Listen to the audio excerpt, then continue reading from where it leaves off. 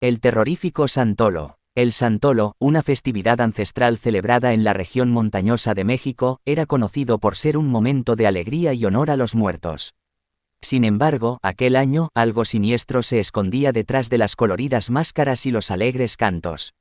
En el pequeño pueblo de San Andrés, los preparativos para el Santolo estaban en pleno apogeo. Las calles se llenaban de flores, altares y ofrendas para recibir a los difuntos.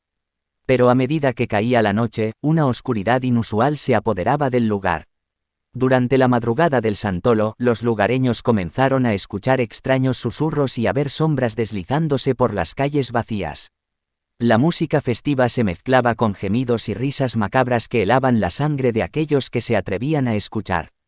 Los danzantes, vestidos con trajes tradicionales, se reunieron en la plaza principal para iniciar el recorrido ritual. Sin embargo, a medida que avanzaban, las máscaras de los danzantes cobraban vida propia.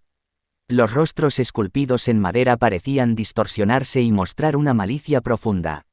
La gente se arremolinaba en la plaza tratando de huir del terror que se había apoderado del Santolo.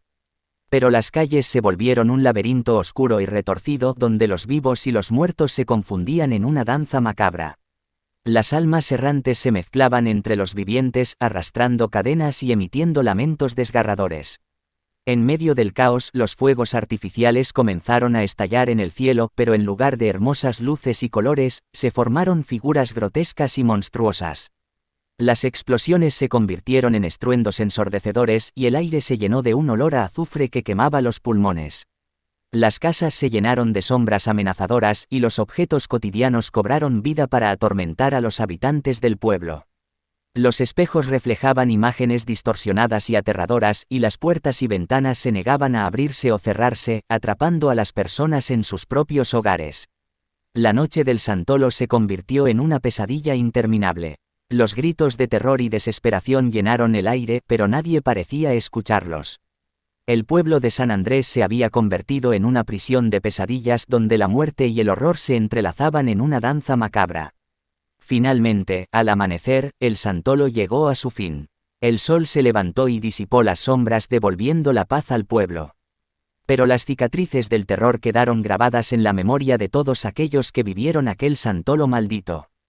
Desde entonces, cada año, los habitantes de San Andrés evitan mencionar aquel Santolo fatídico, temerosos de que el terror regrese una vez más.